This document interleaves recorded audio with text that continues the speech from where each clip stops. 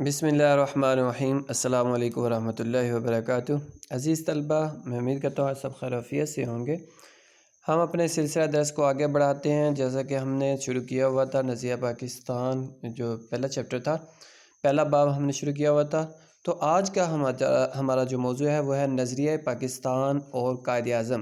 کہ قائد اعظم کی نظر میں نظریہ پاکستان کی کیا اہمیت ہے، قائد اعظم دو قومی نظریے کو کس طرح دیکھتے ہیں، یہ آج ہم دیکھیں گے۔ صفحہ نمبر 13 ہے، اور آج کے جو اہم نکات ہیں ان میں ہے سب سے پہلے قائد اعظم کا تعارف میں ان کی تاریخ پیدائش 25 دسمبر 1876 کو وہ کراچی میں پیدا ہوئے، اور 11 ستمبر 1948 کو کراچی ہی میں انہوں نے وفات پائی۔ اصل نام قائد اعظم کا محمد علی جناح، اور اس موضوع میں ہے، اس ٹاپک میں ہم پڑھیں گے قائد اعظم کا دو قومی نظریے پر موقف کیا تھا، وہ کس طرح دو قومی نظریے کو دیکھتے تھے اور کس طرح اس کی تشریح کرتے تھے۔ اور دوسرا جو اہم نکتہ ہے وہ ہے 23 مارچ 1940 کا خطبہ صدارت، کہ 23 مارچ 1940 کو جو مسلم لیگ کا جو سالانہ اجلاس ہوا تھا، اس میں قائد اعظم کا جو خطبہ صدارت تھا وہ کیا تھا۔ یہ جو اجلاس ہوا تھا 23 مارچ 1940 کو، یہ لاہور میں منعقد ہوا تھا۔ تو آج یہ ہم اہم نکات ہیں جو میں نے آپ کے سامنے پیش کیے ہیں، آج ان کی ہم وضاحت کریں گے۔ اور یہ کچھ نظریہ پاکستان اور قائد اعظم، تاریخ میں کچھ ایسی شخصیات ملتی ہیں جنہوں نے اقوام کی تقدیر کو ہی بدل کر رکھ دیا۔ قائد اعظم محمد علی جناح برصغیر کی ان شخصیات میں سے ایک ہیں جنہوں نے برصغیر کے مسلمانوں کی تقدیر کو بدل کر رکھ دیا، کہ اگر ہم تاریخ انسانی کو اٹھا کر دیکھیں تو ہمیں ہزارہ ایسی شخصیات ملیں گی جنہوں نے انسانوں کی تقدیر کو، اقوام کی تقدیر کو، قوموں کی تقدیر کو بدل کر رکھ دیا۔ اور بہت ساری ایسی قومیں ہیں جنہوں نے بہت سارے ایسے اشخاص ہیں جنہوں نے قوموں کو تباہ و برباد کر دیا، اور بہت ساری ایسی ہستیاں ہیں جنہوں نے قوموں کو نئے سرے سے کھڑا کر دیا۔ تو قائد اعظم محمد علی جناح بھی انہی ہستیوں میں سے ایک ہستی ہے جنہوں نے جو برصغیر کے مسلمانوں کی تاریخ کو بدل کر رکھ دیا تھا۔ قائد اعظم محمد علی جناح دو قومی نظریے کے زبردست حامی تھے، اور وہ ہر لحاظ سے مسلمانوں کو الگ قوم کا درجہ دیتے تھے۔ قائد اعظم رحمۃ اللہ کی نظر میں دو قومی نظریہ بہت بڑا نظریہ تھا، اور وہ مسلمانوں کو ہر اعتبار سے، ہر لحاظ سے ایک الگ قوم تصور کرتے تھے، ایک الگ قوم ہی سمجھتے تھے۔ آپ نے اس سلسلے میں فرمایا، قومیت کی جو بھی تعریف کی جائے، مسلمان اس تعریف کی روح سے ایک الگ قوم ہے۔ قائد اعظم رحمۃ اللہ علیہ نے قومیت کی تعریف کرتے ہوئے فرمایا کہ قومیت کی جو بھی تعریف کی جائے، قوم کی جو بھی وضاحت کی جائے، مسلمان اور اس تعریف کی روح سے، اس وضاحت کی روح سے ایک الگ قوم ہے۔ وہ اس بات کا حق رکھتے ہیں کہ وہ اپنی الگ مملکت قائم کریں۔ مسلمانوں کی یہ خواہش ہے کہ وہ اپنی روحانی، اخلاقی، تمدنی،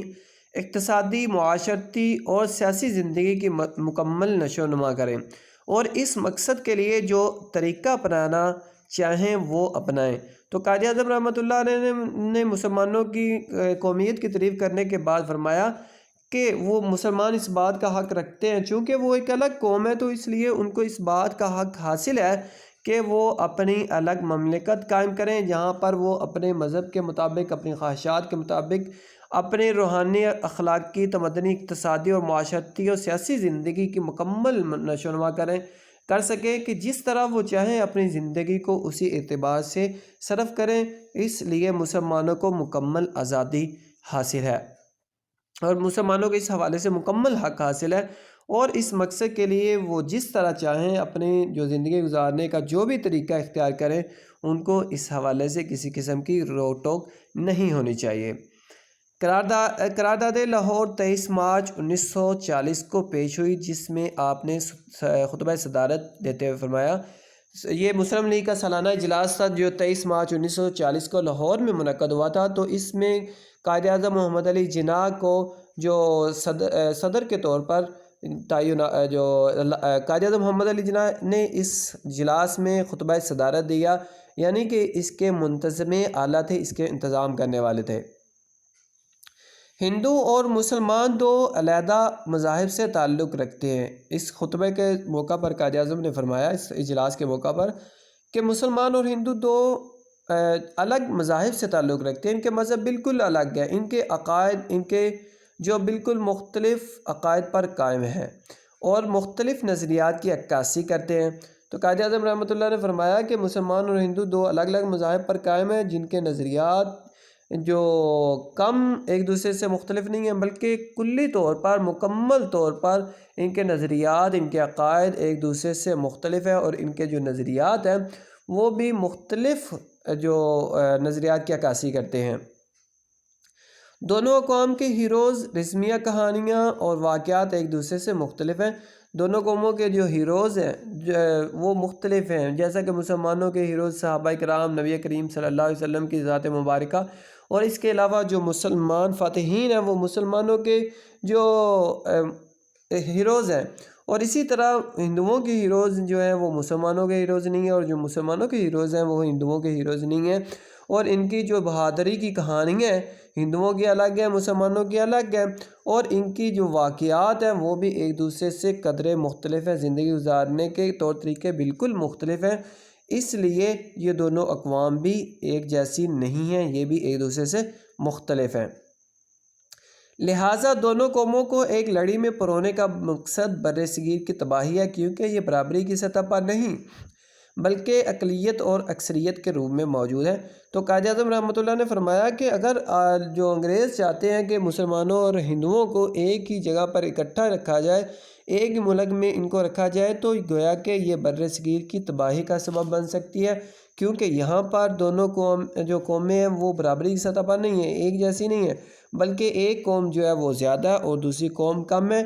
اس لیے مسلمانوں کو ہندوؤں کے ساتھ برصغیر میں رکھنا گویا کہ یہ برصغیر کی تباہی ہے۔ برطانوی حکومت کے لیے بہتر ہوگا کہ ان دونوں قوموں کے مفادات کو مد نظر رکھتے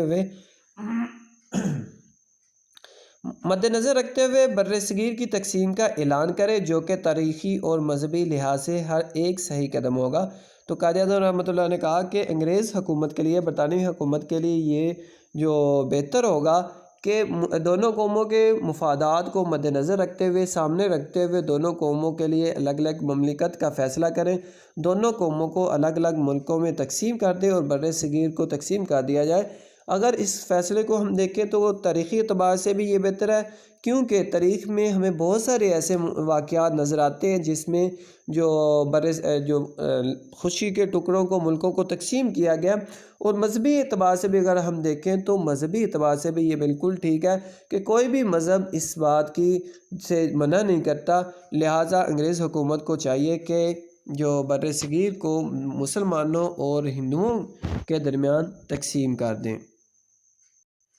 تو عزیز طلبہ، آج کے لیے اتنا ہی کافی ہے، اور آج کی آپ کی جو ڈائری ہے وہ ہے نظریہ پاکستان اور قائد اعظم۔ جتنا ہم نے پڑھا ہے آج اتنا آپ نے یاد کرنا ہے۔ اگلے لیکچر تک کے لیے اپنا بہت سارا خیال رکھیے گا۔ اللہ تعالی ہم سب کا حامی و ناصر ہو، آمین۔